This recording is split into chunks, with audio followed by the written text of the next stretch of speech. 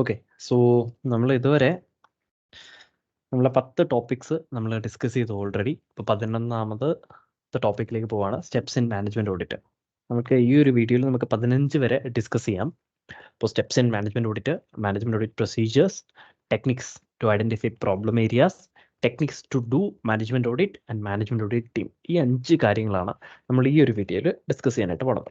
അപ്പോൾ ആദ്യമേ നമുക്ക് എന്താണ് സ്റ്റെപ്സ് ഇൻ മാനേജ്മെന്റ് ഓഡിറ്റ്. അപ്പോൾ ഇതാണ് നിങ്ങളുടെ സ്റ്റെപ്സ്. ഈ സ്റ്റെപ്സും പ്രൊസീജിയേഴ്സും ഏകദേശം ഒരേപോലെയായിട്ടുമാണ്, പഠിക്കാൻ എളുപ്പമാണ്, കമ്പയർ ചെയ്ത് പഠിച്ചാൽ മതി. സോ നമുക്ക് നോക്കാം, what are the steps in management audit. Steps in management audit. What are the steps? ഒന്നാമത്തെ കാര്യം, നമുക്കൊരു മാനേജ്മെന്റ് ഓഡിറ്റ് അസൈൻമെന്റ് കിട്ടിക്കഴിഞ്ഞാൽ ആദ്യമേ നമ്മുടെ ഏരിയ ഓഫ് ഓപ്പറേഷൻ എന്താണെന്ന് മനസ്സിലാക്കണം. എന്ന് പറഞ്ഞാൽ ഓഡിറ്റിന്റെ ഒബ്ജക്റ്റീവ് എന്താണെന്ന് നമ്മൾ മനസ്സിലാക്കണം. എന്താണ് ആദ്യമേ objective and scope. Objective and scope, ആ ഓഡിറ്റിന്റെ ഒബ്ജക്റ്റീവും സ്കോപ്പ് എന്തിനു വേണ്ടിയിട്ടാണ് നമ്മൾ വിളിച്ചിരിക്കുന്നത്, എന്ത് ഫംഗ്ഷൻ ഓഡിറ്റ് ചെയ്യാൻ വേണ്ടിയിട്ടാണ്, നമുക്ക് ഏരിയ ഓഫ് ഓപ്പറേഷൻ നമുക്ക് മനസ്സിലാക്കാൻ പറ്റും. അപ്പോൾ understand the objective and scope of audit, അതാണ് ആദ്യത്തെ കാര്യം എന്ന് പറയുന്നത്, അതാണ് ആദ്യത്തെ സ്റ്റെപ്പ് എന്ന് പറയുന്നത്. രണ്ടാമത്തെ, കളക്ട് ഇൻഫർമേഷൻ. എങ്ങനെ നമുക്ക് ഇൻഫർമേഷൻ കളക്ട് ചെയ്യാൻ പറ്റുന്ന, അവിടുത്തെ ഡോക്യുമെന്റ്സ് എല്ലാം വായിച്ചു നോക്കണം. Okay, so read the documents and discuss with the management. അപ്പോൾ എന്താണ് രണ്ടാമത്തെ സ്റ്റെപ്പ് എന്ന് പറഞ്ഞാൽ ഇൻഫർമേഷൻ കളക്ട് ചെയ്യുക എന്നുള്ളതാണ്. നമ്മൾ അവിടെയുള്ള ഡോക്യുമെന്റ്സ് കാര്യങ്ങൾ വായിച്ച് നോക്കി അവിടുത്തെ പോളിസീസ് പ്രൊസീജിയേഴ്സ് നമുക്ക് മനസ്സിലാക്കാനായിട്ട് പറ്റും. അതുപോലെ തന്നെ മാനേജ്മെന്റ് ഡിസ്കസ് ചെയ്യുമ്പോൾ നമുക്ക് എന്ത് പറ്റും, അവിടുത്തെ പ്രശ്നങ്ങൾ എന്താണ്, പെയിൻ പോയിന്റ്സ് എന്താണ് നമുക്ക് മനസ്സിലാക്കാനായിട്ട് പറ്റും. മൂന്നാമത്തെ, compare or determine whether actual results meet the standard. For example, നമ്മൾ നേരത്തെ പറഞ്ഞില്ലേ എന്താണ് ഒരു ട്രാവൽ റീഇംബേഴ്സ്മെന്റിന്റെ കാര്യം. ട്രാവൽ റീഇംബേഴ്സ്മെന്റിന്റെ കാര്യത്തിൽ പറഞ്ഞപ്പോഴത്തേക്കും ബില്ല് കൊണ്ടുവരണം, ബില്ല് കൊണ്ടുവന്നും അത് 30 ദിവസത്തിനുള്ളിൽ കൊണ്ടുവന്നാലും നമ്മൾ റീഇംബേഴ്സ് ചെയ്ത് കൊടുക്കത്തുള്ളൂ എന്ന് പറഞ്ഞു. ഇതാണ് നമ്മുടെ സ്റ്റാൻഡേർഡ് പ്രൊസീജിയർ എന്ന് പറയുന്നത്. പക്ഷേ ഓർഗനൈസേഷനിൽ കുറച്ച് പ്രശ്നങ്ങളുണ്ട്. നിങ്ങൾ ഇതൊരു ഹയറാർക്കിയിലാണുള്ളതെങ്കിൽ ബില്ല് വേണ്ട, ഈവൻ 30 ദിവസം കഴിഞ്ഞിട്ടും എന്ത് ചെയ്യുന്നു, നമ്മൾ ക്യാഷ് കൊടുക്കുന്നു. ഇത്തരത്തിലുള്ള കുറച്ച് മിസ്മാനേജ്മെന്റ് നടക്കുന്നുണ്ട്. അപ്പോൾ അത്തരത്തിൽ നമ്മൾ കുറച്ച് പ്രശ്നങ്ങൾ ഐഡന്റിഫൈ ചെയ്യുന്നു. അപ്പോൾ അവിടെ എന്ത് ചെയ്തില്ല, സ്റ്റാൻഡേർഡ് മീറ്റ് ചെയ്തില്ല എന്ന് നമുക്ക് മനസ്സിലാക്കാൻ പറ്റി. ഇപ്പോൾ compare or determine whether actual results meet the standards. So if not, why? ഇപ്പോൾ സ്റ്റാൻഡേർഡ് മീറ്റ് ചെയ്തില്ല, അപ്പോൾ എന്തുകൊണ്ടാണ് മീറ്റ് ചെയ്യാഞ്ഞത്? അത് ഡിഫിക്കൽട്ട് ആയതുകൊണ്ടാണോ? ഒന്നാമത്തെ കാര്യം, നമുക്ക് എന്ത് ചെയ്യാം, ബുദ്ധിമുട്ടായിരുന്നു ഈ ഒരു കാര്യം കംപ്ലൈൻ വേണ്ടി. ഫോർ എക്സാമ്പിൾ, ഞാൻ ടാക്സ് ഓഫീസിൽ പോവാണ് കമ്പനിയിൽ നിന്ന്. അപ്പോൾ ഓട്ടോയിലാണ് പോയത്. ഇപ്പോൾ ഓട്ടോയിലാണെങ്കിൽ നമുക്ക് എന്തില്ല, ബില്ലില്ല. പക്ഷേ യൂബർ ആയിരുന്നെങ്കിൽ എനിക്ക് ബില്ലുണ്ട്. ഇപ്പോൾ ഓട്ടോയിൽ പോയതുകൊണ്ടാണ് ബില്ല് സബ്മിറ്റ് ചെയ്യാൻ പറ്റാത്തത്. അപ്പോൾ ഡിഫിക്കൽട്ടാണ്, ഓട്ടോക്കാരൻ്റെ അടുത്ത് ബില്ല് തരാൻ പറയുന്നത്. ആ ഒരു പ്രോസസ് ഡിഫിക്കൽട്ടാണ്. അപ്പോൾ അത്തരത്തിലുള്ള സാഹചര്യങ്ങൾ, പല സാഹചര്യങ്ങൾ ഉണ്ടാകത്തില്ല, ഞാൻ ജസ്റ്റ് ഇമാജിനറി സിറ്റുവേഷൻ പറഞ്ഞതാ. അപ്പോൾ ഡിഫിക്കൽട്ട് ആയതുകൊണ്ടാണോ കംപ്ലൈ ചെയ്യാഞ്ഞത്, അതുകൊണ്ടാണോ സ്റ്റാൻഡേർഡ് ഓപ്പറേറ്റിംഗ് പ്രൊസീജിയർ നമുക്ക് മീറ്റ് ചെയ്യാനായിട്ട് പറ്റാഞ്ഞത്? അല്ലെങ്കിൽ രണ്ടാമത്തെ ക്വസ്റ്റ്യൻ, ഇത് ഒന്നാമത്തെ ചെയ്തില്ല, എന്തുകൊണ്ടാണ് ഡിഫിക്കൽട്ട് ആയതുകൊണ്ടാണ് പറ്റാത്തത്. രണ്ടാമത്തെ question, is it causing the organisation. ഇപ്പോൾ ഫോർ എക്സാമ്പിൾ, ഇപ്പോൾ നാളെ ഞാൻ ടാക്സ് ഓഫീസിൽ പോയില്ല, ഞാൻ ഓർഗനൈസേഷൻ വന്നിട്ട് പറയും ഞാൻ ടാക്സ് ഓഫീസിൽ പോയി ഓട്ടോയിലാണ് പോയത്, എൻ്റെ ബില്ലില്ല, 1000 രൂപ ചിലവായി. ഓക്കെ, ഞാൻ ജസ്റ്റ് ഇമാജിൻ്റെ സിറ്റുവേഷൻ പറയാം. അപ്പോഴത്തേക്കും കമ്പനീൻ്റെ ലാഭത്തിൽ നിന്ന് 1000 രൂപയാണ് എനിക്ക് എടുത്തു തരുന്നത്, അത് ഒരു പ്രൂഫും ഇല്ലാതെ. അപ്പോൾ ഇത് ഓർഗനൈസേഷന് കോസ്റ്റ് ചെയ്യാണ് അല്ലേ ചെയ്യുന്നത്, മീൻസ് ഓർഗനൈസേഷനെ ബാധിക്കുകയാണ് ഒരു രീതിക്ക്. അപ്പോൾ അതാണ് മൂന്നാമത്തെ സ്റ്റെപ്പിൽ നമ്മൾ ഡിറ്റർമൈൻ ചെയ്യുന്നത്, whether the actual results are meeting the standards. Meet ചെയ്യുന്നില്ലെങ്കിൽ എന്തുകൊണ്ട്, ഇനി ആ ഒരു പ്രശ്നം, മീറ്റ് ചെയ്യാത്ത ഒരു പ്രശ്നം, is it costing the organisation. അതാണ് മൂന്നാമത്തെ സ്റ്റെപ്പിൽ നമ്മൾ ചെയ്യുന്നത്. അപ്പോൾ ആദ്യമേ നമ്മൾ എന്ത് ചെയ്തു, നമ്മുടെ ഏരിയ ഓഫ് ഓപ്പറേഷൻ മനസ്സിലാക്കി. രണ്ടാമത് നമ്മൾ അടുത്ത ഡോക്യുമെന്റ്സ് വായിച്ചു, പോളിസീസും പ്രൊസീജിയേഴ്സും മനസ്സിലാക്കി, മാനേജ്മെന്റ് ഡിസ്കസ് ചെയ്തു, പ്രോബ്ലം ഏരിയാസ് മനസ്സിലാക്കി, പെയിൻ പോയിന്റ്സ് മനസ്സിലാക്കി. മൂന്നാമതായിട്ട് നമ്മുടെ ആക്ച്വൽ റിസൾട്ട്സും സ്റ്റാൻഡേർഡും കമ്പയർ ചെയ്ത് നോക്കുന്നു. ഇനി അത് മീറ്റ് ചെയ്തില്ലെങ്കിൽ എന്തുകൊണ്ടെന്ന് നോക്കുന്നു. അങ്ങനെ മീറ്റ് ചെയ്യാത്തത് കൊണ്ട് നമ്മൾ ഓർഗനൈസേഷന് എന്ത് നഷ്ടമുണ്ടോയെന്നും നമ്മൾ നോക്കുന്നു. ഇതാണ് മൂന്നാമത്തെ. നാലാമത്തത്, ബെസ്റ്റ് പ്രാക്ടീസ് എന്താണ് എന്ന് നമ്മൾ നോക്കുന്നു, അല്ലെങ്കിൽ ഇൻഡസ്ട്രി പ്രാക്ടീസ് എന്താണെന്ന് നമ്മൾ കണ്ടുപിടിക്കുന്നു. അപ്പം നമ്മളുടെ പ്രോസസ്സ് അത്ര നല്ലതല്ല, അതുകൊണ്ടാണല്ലോ നമുക്ക് ബെസ്റ്റ് പ്രോസസ്സ് അല്ലെങ്കിൽ ഇൻഡസ്ട്രി പ്രോസസ്സ് എന്താണെന്ന് നോക്കേണ്ടതായിട്ട് വരുന്നത്. അപ്പോൾ ഈ ഒരു പ്രാക്ടീസിലേക്ക് എത്തിച്ചേരാനായിട്ട് നമ്മൾ പ്ലാൻ ചെയ്യും, അതുപോലെ തന്നെ ആ പ്ലാൻ എക്സിക്യൂട്ട് ചെയ്യും. എക്സിക്യൂട്ട് ചെയ്യാൻ വേണ്ടിയിട്ട് നമ്മളെ സ്റ്റാഫിനടുത്ത് ഈ കാര്യങ്ങൾ പെർഫോം ചെയ്യാനും പറയും. അപ്പോൾ എന്നാൽ ബെസ്റ്റ് പ്രാക്ടീസ് അല്ലെങ്കിൽ ഇൻഡസ്ട്രി പ്രാക്ടീസിലേക്ക് എത്തിച്ചേരാനായിട്ടുള്ള പ്ലാനിങ്, എക്സിക്യൂഷനും പെർഫോമൻസും നമ്മൾ സജസ്റ്റ് ചെയ്യും അല്ലേ. ഇനി അടുത്തത് 5-ാമത്തേനത് we will conduct detailed investigation നടത്തും. എന്തിനു വേണ്ടിയിട്ടാണ്? എവിഡൻസ് കളക്ട് ചെയ്യാൻ വേണ്ടിയിട്ട്. അപ്പോൾ ഇങ്ങനെ ചെയ്യുന്നതുകൊണ്ട് നഷ്ടമുണ്ടെന്നും ഇങ്ങനെ ചെയ്തു കഴിഞ്ഞാൽ കുറച്ച് സക്സസ് നമുക്ക് അല്ലെങ്കിൽ കുറച്ചുകൂടെ കംപ്ലയിൻസ് നമുക്ക് കൊണ്ടുവരാൻ പറ്റും എന്നുള്ള എവിഡൻസ് ആണ് നമ്മൾ എന്ത് ചെയ്യുന്നത്, ഈ ഡീറ്റെയിൽഡ് ഇൻവെസ്റ്റിഗേഷനിലൂടെ നമ്മൾ കണ്ടുപിടിക്കുന്നത്. 6-ാമത്തേനകത്ത് നമ്മൾ റിപ്പോർട്ട് തയ്യാറാക്കും. ഈ റിപ്പോർട്ടിനകത്ത് ഈ ഇംപ്രൂവ്മെൻറ്റ് മെഷേഴ്സും കൂടെ ഈ കാര്യങ്ങളൊക്കെ ചെയ്തു കഴിഞ്ഞാൽ, ഈ ബെസ്റ്റ് ഇൻഡസ്ട്രി പ്രാക്ടീസിലേക്ക് പോയി കഴിഞ്ഞാൽ നമുക്ക് കുറച്ചുകൂടി ഇമ്പ്രൂവ്മെൻറ്റ് ചെയ്യാൻ പറ്റുമെന്നുള്ള റെക്കമെൻഡേഷനും നമ്മൾ ഉൾപ്പെടുത്തും. ഇതാണ് എന്തെന്ന് പറയുന്നത് സ്റ്റെപ്സ് ഇൻ മാനേജ്മെൻറ്റ് ഓഡിറ്റ്. അപ്പോൾ audit and scope, collect information, actual to standard comparison, best industry practice, detailed investigation, report and recommendation. So ഇതാണെന്ന് പറയുന്നത് നമ്മളുടെ സ്റ്റെപ്സ്. നമുക്ക് നോട്ട്സ് ഒന്ന് വായിക്കാം. സോ ആദ്യമേ നമ്മൾ ഒബ്ജക്റ്റീവും സ്കോപ്പും ഏരിയ ഓഫ് ഓപ്പറേഷൻ മനസ്സിലാക്കണം. അപ്രോപ്രിയേറ്റ് ഡോക്യുമെൻറ്റ്സും ഇൻഫർമേഷനും കണ്ടുപിടിക്കണം, അത് വായിക്കണം. അതിൽ നിന്ന് പോളിസീസും പ്രൊസീജിയറും മനസ്സിലാക്കാൻ പറ്റും. Gap identification, mitigation. അപ്പോൾ ഈ പ്രോസസ്സിൽ എന്തെങ്കിലും ഗ്യാപ്പ് ഉണ്ടെങ്കിൽ അത് നമുക്ക് ആ ഒരു സ്റ്റേജിൽ തന്നെ കണ്ടുപിടിക്കാനായിട്ട് പറ്റും. മാനേജ്മെൻറ്റ് ഡിസ്കസ് ചെയ്യുക. ഇതിലൂടെ നമുക്ക് എന്ത് പറ്റും, കുറേയധികം ഇൻഫർമേഷൻ ഗ്യാദർ ചെയ്യാനായിട്ട് പറ്റും. ഇനി നമ്മുടെ ആക്ച്വൽ റിസൾട്ട്സും സ്റ്റാൻഡേർഡും കമ്പയർ ചെയ്യുക. അത് മീറ്റ് ചെയ്യുന്നുണ്ടോ എന്ന് നോക്കുക. ഇഫ് നോട്ട്, എന്തുകൊണ്ടാണെന്ന് നോക്കുക. Is the target too difficult, ബുദ്ധിമുട്ടായതുകൊണ്ടാണോ നമുക്ക് മീറ്റ് ചെയ്യാൻ പറ്റാത്തത്. ആൻഡ് ഈ ഫെയിലിയർ മീറ്റ് ചെയ്യുന്ന സ്റ്റാൻഡേർഡ്സ് മീറ്റ് ചെയ്യാനുള്ള failure is it costing the organization, നമ്മൾ ഓർഗനൈസേഷൻ നഷ്ടം വരുത്തുന്നുണ്ടോ എന്ന് നോക്കുക. ഇനി നമ്മൾ ഇൻഡസ്ട്രി സ്റ്റാൻഡേർഡ്സിലേക്ക് അല്ലെങ്കിൽ ഇൻഡസ്ട്രി നോംസിലേക്ക് പോവുക. മീൻസ് നമ്മൾ ഈ ഒരു നിലവിലുള്ള പ്രോസസ്സ് തെറ്റാണ്, അതുകൊണ്ട് തന്നെ നമുക്ക് ഇൻഡസ്ട്രി പ്രാക്ടീസ് അല്ലെങ്കിൽ ബെസ്റ്റ് പ്രാക്ടീസിലേക്ക് എത്തിച്ചേരേണ്ടത് ആവശ്യമുണ്ട്. അതിനുവേണ്ടി പ്ലാൻ ചെയ്യുക, എക്സിക്യൂട്ട് ചെയ്യുക, പെർഫോം ചെയ്യുക. അതിനുശേഷം ഡീറ്റെയിൽഡ് ഇൻവെസ്റ്റിഗേഷൻ നടത്തുക. എന്തിനു വേണ്ടിയിട്ടാണ്? എവിഡൻസ് കണ്ടുപിടിക്കാൻ വേണ്ടിയിട്ട്. ഈ എവിഡൻസും കാര്യങ്ങളും എല്ലാം വെച്ചിട്ട് നമ്മൾ റിപ്പോർട്ട് പ്രിപ്പയർ ചെയ്യുക. അതിനകത്ത് റെക്കമെൻഡേഷനും കാണുക, എന്തിനു വേണ്ടിയിട്ടുള്ള ഇമ്പ്രൂവ്മെൻറ്റിന് വേണ്ടിയിട്ടുള്ള. ഇത്രയും സ്റ്റെപ്സാണ് എന്ത് ചെയ്തത് മാനേജ്മെൻറ്റ് ഓഡിറ്റിനകത്ത് ഉള്ളത്. അടുത്താണ് management audit procedures. Management audit procedures ഈ ഒരു പോയിന്റുമായിട്ട് നമുക്ക് ക്ലോസ്ലി കണക്ട് ചെയ്യാൻ പറ്റുന്നതാണ്. അതുകൊണ്ട് തന്നെ സെപ്പറേറ്റ് എക്സ്പ്ലനേഷനിൽ പോകുന്നില്ല. ആദ്യം പറഞ്ഞാൽ ബാക്ക്ഗ്രൗണ്ട് അനാലിസിസ് അഥവാ പ്രിലിമിനറി സർവേ. നമ്മൾ എന്ത് ചെയ്യും, ഓർഗനൈസേഷനെ കുറിച്ച് അസൈൻമെൻറ്റ് കിട്ടി കഴിയുമ്പോൾ ചെറിയ രീതിക്കൊന്ന് പഠിക്കും. ഓർഗനൈസേഷൻ നേച്ചർ, അവരുടെ ബിസിനസ് ഒബ്ജക്റ്റീവ് കാര്യങ്ങളെല്ലാം പഠിക്കും. ഈ അസൈൻമെൻറ്റ് എന്താണ് ഉദ്ദേശിക്കുന്നത്, ഏത് ഫംഗ്ഷനാണ് ഞാൻ ഓഡിറ്റ് ചെയ്യേണ്ടത്, ഇതെല്ലാം നമ്മൾ ഈ ആദ്യത്തെ സ്റ്റെപ്പായ പ്രിലിമിനറി സർവേയിൽ നമ്മൾ മനസ്സിലാക്കും. രണ്ടാമത്തെ ഡേറ്റ കളക്ഷൻ, ഇൻഫർമേഷൻ ഗാദറിംഗ്. നമ്മൾ ഡേറ്റ കളക്ട് ചെയ്യും, അവിടുത്തെ പോളിസിയും പ്രൊസീജിയും കാര്യങ്ങളെല്ലാം മനസ്സിലാക്കും. ഡിസ്കഷൻ നടത്തും, പെയിൻ പോയിന്റ്സ് മനസ്സിലാക്കും. ഇനി അനാലിസിസ് നടത്തും. ഈ കിട്ടിയ ഡേറ്റയിൽ നിന്ന് അനാലിസിസ് നടത്തും. ഇതിലൂടെ എന്തെങ്കിലും ലിമിറ്റേഷൻസ് ഉണ്ടോ, റെസ്ട്രിക്ഷൻസ് ഉണ്ടോ, ഈ ഒരു ഓർഗനൈസേഷന് ആപ്ലിക്കപ്പെട്ട ലോസും റെഗുലേഷൻസും എന്തൊക്കെയാണ്, ഇതാണ് ഈ അനാലിസിസ് സ്റ്റേജിൽ നടക്കുന്നത്.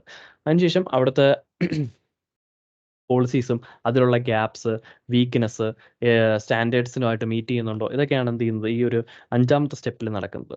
ഇനി ഈ കണ്ടുപിടിച്ച വീക്ക്നെസ്സും കാര്യങ്ങളും എല്ലാം എന്ത് ചെയ്യും, മാനേജ്മെൻറ്റ് അടുത്ത് സംസാരിക്കും. അവർ സംസാരിച്ച് അവർക്ക് എന്തെങ്കിലും ഇൻപുട്സ് തരാനുണ്ടെങ്കിൽ അത് നമ്മൾ എന്ത് ചെയ്യും, നമ്മുടെ റിപ്പോർട്ടിനകത്ത് ഉൾപ്പെടുത്തും. ആ എവിഡൻസസ് ആണ്. ആ എവിഡൻസസും പിന്നെന്താണ്, ഈ കണ്ടുപിടിച്ച വീക്ക്നെസ്സുകളും കാര്യങ്ങളും എല്ലാം ഇമ്പ്രൂവ് ചെയ്യാൻ വേണ്ടിയിട്ടുള്ളത് റെക്കമെൻഡേഷനും കൂടെ ഉൾപ്പെടുത്തി നമ്മൾ എന്ത് ചെയ്യും, അവസാനം ഒരു റിപ്പോർട്ട് ഫ്രെയിം ചെയ്യുകയും ചെയ്യും. ഇതാണ് മാനേജ്മെൻറ്റ് ഓഡിറ്റ് പ്രൊസീജിയേഴ്സ്. ഏകദേശം ഇതുമായിട്ട് നമുക്ക് കണക്ട് ചെയ്ത് പഠിക്കാൻ പറ്റുന്ന ഒരു കാര്യം തന്നെയാണത്. അടുത്താണ് techniques used by management auditor to identify problem areas. പ്രശ്നമുള്ള സ്ഥലങ്ങൾ എത്തരത്തിൽ കണ്ടുപിടിക്കും. ഇതിനു വേണ്ടിയിട്ട് മാനേജ്മെൻറ്റ് ഓഡിറ്റർ ഉപയോഗിക്കുന്ന ടെക്നിക്കുകൾ എന്തൊക്കെയാണെന്നാണ് ചോദിച്ചിരിക്കുന്നത്. അപ്പോൾ നമുക്ക് നോക്കാം.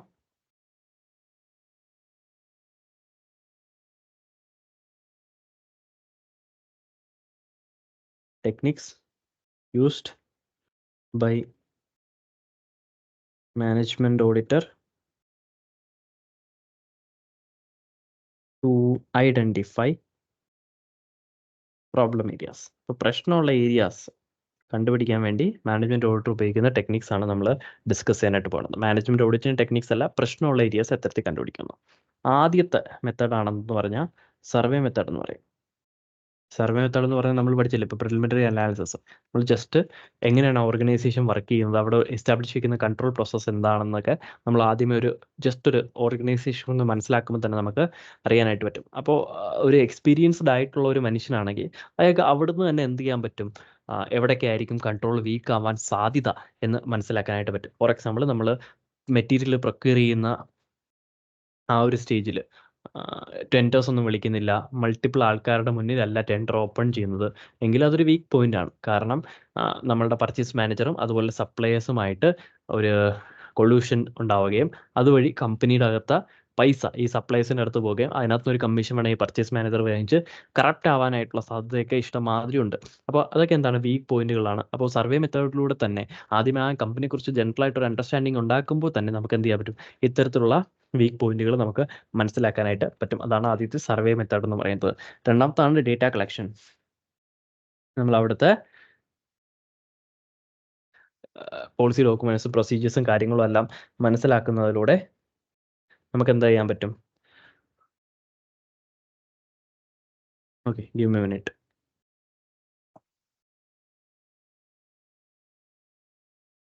Okay, so data collection. ഈ ഡേറ്റ എത്തരത്തിൽ നമ്മൾ കളക്ട് ചെയ്യുന്നത്? ഡേറ്റ കളക്ട് ചെയ്യുന്നത് MIS റിപ്പോർട്ടിൽ നിന്നാണ് നമ്മൾ എന്ത് ചെയ്യുന്നത്, ഈ ഡേറ്റകൾ കളക്ട് ചെയ്യുന്നത്. MIS റിപ്പോർട്ട് എന്ന് പറഞ്ഞാൽ ഒന്നുമില്ല, മാനേജ്മെന്റ് ഇൻഫർമേഷൻ സിസ്റ്റം റിപ്പോർട്ട് എന്നാണ് പറയുന്നത്. ഇത് മാനേജ്മെന്റ് പല തീരുമാനങ്ങളും എടുക്കാൻ വേണ്ടി ടൈം ടു ടൈം പ്രിപ്പയർ ചെയ്യപ്പെടുന്ന റിപ്പോർട്ടുകളാണ്. അപ്പോൾ ഈ റിപ്പോർട്ടുകൾ എന്ത് ചെയ്യാൻ പറ്റും, മാനേജ്മെന്റ് ഓഡിറ്റർക്ക് ഈ പ്രോബ്ലം ഏരിയാസ് ഐഡന്റിഫൈ ചെയ്യാനായിട്ട് ഉപയോഗിക്കാനായിട്ട് പറ്റും. മൂന്നാമത്താണ് ഇന്റേണൽ ഓഡിറ്റിന്റെ റിപ്പോർട്ടുകൾ, അതിന്റെ ഫൈൻഡിങ്സ്. അപ്പോൾ ഇന്റേണൽ ഓഡിറ്റർ ഓൾറെഡി വരും, പുള്ളിയുടെ ജോലിയും ഇന്റേണൽ ചെക്സും ഇന്റേണൽ കൺട്രോൾസും എല്ലാം എത്തരത്തിലാണ്, നല്ല രീതിക്കാണോ നടക്കുന്നതെന്ന് ഇവാലുവേറ്റ് ചെയ്യും. അപ്പോൾ ആ പുള്ളിയുടെ റിപ്പോർട്ട് എടുത്തു കഴിഞ്ഞാൽ തന്നെ നമുക്ക് എന്ത് മനസ്സിലാക്കാൻ പറ്റും, ഏതൊക്കെയാണ് വീക്ക് ഏരിയാസ് എന്ന് മനസ്സിലാക്കാനായിട്ട് പറ്റും. പക്ഷേ ഇവിടെ ഒരു കാര്യമുണ്ട്, ഈ ഇന്റേണൽ ഓഡിറ്റർ ഒരു management auditor point of view എന്ന് തേർഡ് പാർട്ടിയാണ്, മറ്റൊരാളാണ്. അപ്പോൾ ആ ആളുടെ ജോലിയെ വിശ്വസിക്കുകയാണ് നമ്മൾ ചെയ്യുന്നത്. അപ്പോൾ നമ്മൾ ഒന്ന് ഇവാലുവേറ്റ് ചെയ്യണം, ആ പുള്ളിയുടെ ജോലി കറക്റ്റായിട്ട് ചെയ്തിട്ടുണ്ടോ എന്ന് ജസ്റ്റ് ഒരു ഇവാലുവേഷൻ നടത്തണം. മീൻസ് ആ റിപ്പോർട്ട് കൊടുത്തിരിക്കുന്നത് കറക്റ്റ് ആണോ എന്ന് ക്രോസ് ചെക്ക് ചെയ്യണം. അതിനുശേഷമേ ഇന്റേണൽ ഓഡിറ്റിന്റെ ഡേറ്റയെ നമ്മൾ എന്ത് ചെയ്യാൻ പാടുള്ളൂ, ട്രസ്റ്റ് ചെയ്യാനായിട്ട് പാടുള്ളൂ. നാലാമത്താണ് physical inspection. Quality of asset അതുപോലുള്ള കാര്യങ്ങളൊക്കെ നമുക്ക് എന്ത് ചെയ്യാൻ പറ്റും, ഡയറക്റ്റ്ലി അവിടെ പോയിട്ട് ഫോർ എക്സാമ്പിൾ ബുക്സിൽ ഇന്ന കാര്യങ്ങളുണ്ട്, പക്ഷേ സത്യത്തിൽ അതൊന്നും കാണത്തില്ല. അങ്ങനെയാണെങ്കിൽ നമുക്ക് എന്ത് ചെയ്യാം, ഫിസിക്കലി ഇൻസ്പെക്ട് ചെയ്യാം, അവിടെ പോയി നോക്കാം. ഫോർ എക്സാമ്പിൾ അവിടെ AC വെച്ചിട്ടുണ്ടെന്ന് പറയാം എംപ്ലോയിയുടെ വെൽഫെയറിന് വേണ്ടിയിട്ട്, പക്ഷെ നമ്മൾ അവിടെ പോയി നോക്കുമ്പോഴത്തേക്ക് AC ഇല്ല. അല്ലെങ്കിൽ ലേബർ ലോ പ്രകാരം കൂളിംഗ് ലൈക്ക് കോൾഡ് വാട്ടർ കൊടുത്തിടണം എംപ്ലോയീസിന് വേണ്ടിയിട്ട്, പക്ഷേ ബുക്കിനകത്ത് ആ ഒരു സാധനം ഉണ്ട്, അതിനുവേണ്ടി നമ്മൾ ചിലവഴിച്ചിട്ടുണ്ട്, പക്ഷെ അവിടെ ചെന്ന് നോക്കുമ്പോൾ ആ സാധനം ഇല്ല, അല്ലെങ്കിൽ ഇത് വർക്ക് ചെയ്യുന്നില്ല. അപ്പോൾ ഇതൊക്കെ എന്താണ്, ലേബർ ലോസിൻ്റെ അല്ലെങ്കിൽ ഹ്യൂമൻ റിസോഴ്സ് പോളിസീസിൻ്റെ വയലേഷൻസ് ആണ്. ഇതൊക്കെ മനസ്സിലാക്കണമെങ്കിൽ നമുക്ക് ജസ്റ്റ് ഫിസിക്കൽ ഇൻസ്പെക്ഷൻ ചെയ്താൽ മതിയാവും അല്ലേ. അടുത്താണ് ടെക്സ്റ്റ് എക്സാമിനേഷൻ ഓഫ് ട്രാൻസാക്ഷൻസ്. എന്താണ്, നമ്മൾ ബിസിനസ് നടന്ന കുറച്ച് ട്രാൻസാക്ഷൻസ് ചെയ്തിട്ട് അതിൻ്റെ ഫ്രം ബിഗിനിങ് ടു എൻഡ് ആ സൈക്കിൾ ഒന്ന് അനലൈസ് ചെയ്യാം. അപ്പോൾ അതിനകത്ത് എന്തെങ്കിലും പ്രശ്നങ്ങളുണ്ടെങ്കിൽ നമുക്ക് മനസ്സിലാക്കാനായിട്ട് പറ്റും. നമുക്ക് എപ്പോഴും കേട്ടുള്ള കാര്യങ്ങളാണ് സാമ്പിളിങ് അതുപോലുള്ള കാര്യങ്ങളൊക്കെ. പിന്നെ discussion with officers and employees.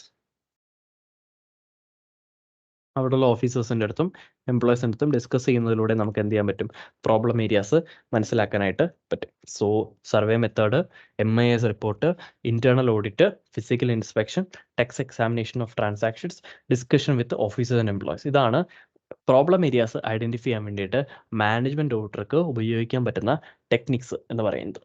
എന്തൊക്കെയാണ് നോക്കാം. So identification of possible control weakness by survey. Okay, so just examples കൊടുത്തിരിക്കുകയാണ്. പിന്നെ MIS റിപ്പോർട്ട്സ്, പിന്നെ ഇന്റേണൽ ഓഡിറ്റ്. ഞാൻ പറഞ്ഞ പോലെ തന്നെ ഇന്റേണൽ ഓഡിറ്റ് മറ്റൊരാളുടെ പ്രൊഫഷണൽ വർക്കാണ്, അതിൻ്റെ ക്വാളിറ്റിയും ഡെപ്തും മനസ്സിലാക്കിയതിന് ശേഷം മാത്രം അതിൻ്റെ ഡേറ്റ ഉപയോഗിക്കാൻ പാടുള്ളൂ. പിന്നെ ഫിസിക്കൽ ഇൻസ്പെക്ഷൻ നമുക്ക് സ്വന്തമായിട്ട് പോയി വെരിഫൈ ചെയ്യാം. Test examination of transactions, discussion with officials and employees. ഇതൊക്കെയാണ് techniques used by the management auditor to find the problem areas. അടുത്താണ് techniques of management audit. Management audit ചെയ്യാൻ വേണ്ടി ഉപയോഗിക്കുന്ന ടെക്നിക്കുകൾ. ഇത് നമുക്ക് വേണമെങ്കിൽ ബ്രോഡായിട്ട് 5 ടോപ്പിക്കിലേക്ക് നമുക്ക് ചുരുക്കാം. ഏതാണ് techniques of management audit? Management audit ചെയ്യാൻ ഉപയോഗിക്കാവുന്ന ടെക്നിക്കുകൾ എന്തൊക്കെയാണ്? ഒന്നാമത്തെ അക്കൗണ്ടിങ് ടെക്നിക്സ് ഉപയോഗിക്കാനായിട്ട് പറ്റും. ബ്രേക്ക് ഈവൻ അനാലിസിസ് പോലുള്ള ടെക്നിക്കാണ് ഇതെന്ന് പറയുന്നത്, അക്കൗണ്ടിങ് ടെക്നിക്ക്. രണ്ടാമത്തത് സയന്റിഫിക് ടെക്നിക്ക്. ഓക്കെ, മൂന്നാമത്തത് സ്റ്റാറ്റിസ്റ്റിക്കൽ ടെക്നിക്ക്. നാലാമത്തത് പേഴ്സണൽ ടെക്നിക്ക്. പേഴ്സണൽ എന്ന് പറയുമ്പോഴേ മനസ്സിലാക്കണം അവിടെ മനുഷ്യൻ ഉൾപ്പെടുത്തിയിട്ടുണ്ട്. അടുത്തത് ജനറൽ ടെക്നിക്സ്. ഈ 5 ഹെഡിങ്ങിലേക്ക് നമുക്ക് എന്ത് ചെയ്യാൻ പറ്റും, ഈ ടെക്നിക്കിനെ ചുരുക്കാനായിട്ട് പറ്റും. ഇതിൻ്റെ കുറേയധികം സബ് പോയിന്റ്സ് വരുന്നുണ്ട്, നമുക്ക് ഡിസ്കസ് ചെയ്യാം. ജസ്റ്റ് ഈ 5 കാര്യം ഒന്നുകൂടെ ഓർത്ത് വെച്ചോളൂ.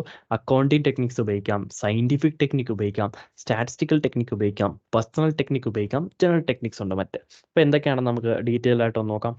എന്തൊക്കെയാണ്?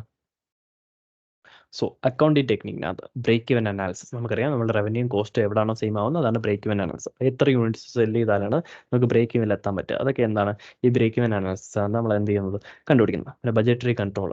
ഓക്കെ, സോ സ്റ്റാൻഡേർഡും ആക്ച്വലും വേരിയൻസ് ഇൻവെസ്റ്റിഗേറ്റ് ചെയ്യുക, NPV മെത്തേഡാണ് discounted cash flow method, cost benefit analysis, ഒരു മെഷീൻ റീപ്ലേസ് ചെയ്യണോ വേണ്ടയോ, റീപ്ലേസ് ചെയ്ത് കഴിഞ്ഞാൽ നമുക്കുണ്ടാകുന്ന കോസ്റ്റ്, അതിൽ നിന്നുണ്ടാകുന്ന ബെനിഫിറ്റ് എന്താണ്, സ്റ്റാൻഡേർഡ് കോസ്റ്റിംഗ്, മാർജിനൽ കോസ്റ്റിംഗ്, ഇപ്പോൾ കോൺട്രിബ്യൂഷൻ പെർ യൂണിറ്റൊക്കെ അനലൈസ് ചെയ്ത് നമുക്കത് പ്രൊഡ്യൂസ് ചെയ്യണോ വേണ്ടതെന്നൊക്കെ നമുക്ക് എന്ത് ചെയ്യാം, ഈ അക്കൗണ്ടിങ് ടെക്നിക്സിനകത്ത് ഉപയോഗിക്കാനായിട്ട് പറ്റും. അല്ലെങ്കിൽ പുതിയൊരു പ്രോജക്റ്റ് അണ്ടർടേക്ക് ചെയ്യുമ്പോഴത്തേക്കും നമുക്ക് അനലൈസ് ചെയ്യാനായിട്ട് പറ്റും ഈ ഒരു ടെക്നിക്കുകളൊക്കെ ഉപയോഗിച്ചാൽ. അടുത്താണ് സയൻറ്റിഫിക് ടെക്നിക്സ്, പലതരത്തിലുള്ള കമ്പ്യൂട്ടർ മോഡൽസ് ഉപയോഗിക്കാം, നെറ്റ്വർക്ക് അനാലിസിസ്, CPM, PERT പോലുള്ള സാധനങ്ങൾ, mathematical complex mathematical simulation models ഉണ്ട്, അത് വെച്ച് നമുക്ക് എന്ത് ചെയ്യാനായിട്ട് പറ്റും, ഉപയോഗിക്കാനായിട്ട് പറ്റും. സോ സയൻറ്റിഫിക് ടെക്നിക്സ് അവിടെ വരും. സ്റ്റാറ്റിസ്റ്റിക്കൽ, മോണ്ടെ കാർലോ സിമുലേഷൻ, നിങ്ങൾ ഓൾറെഡി പഠിച്ച സാധനമാണ്. റാൻഡം വേരിയബിൾസിൻ്റെ അടിസ്ഥാനത്തിൽ ഓരോ സിറ്റുവേഷൻ സിമുലേറ്റ് ചെയ്ത് നോക്കുക, അതാണ് Monte Carlo simulation.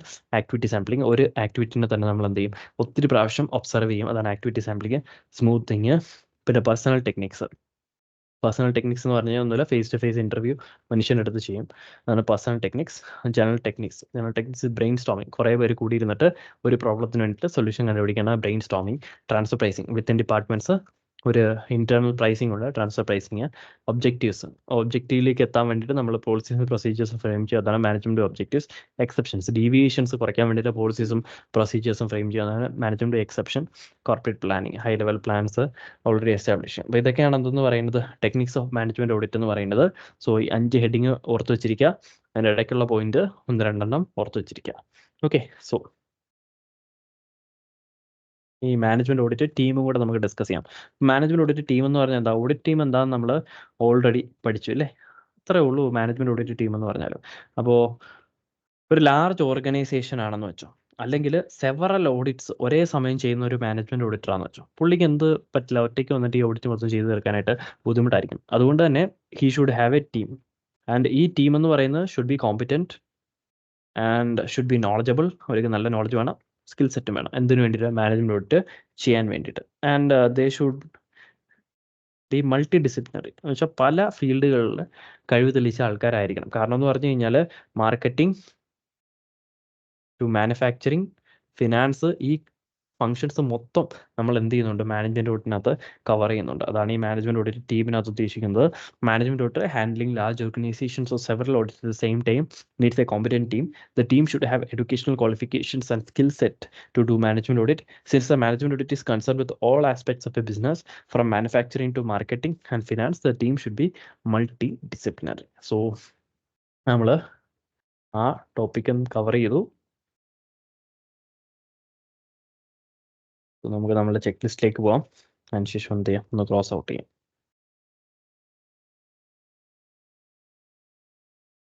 So steps in management audit procedures, techniques to identify problems, techniques of management audit. Okay, management audit team. നമുക്ക് 3 ടോപ്പിക്കേ ഉള്ളൂ കംപ്ലീറ്റ് ചെയ്യാൻ വേണ്ടിയിട്ട്. Okay, thank you.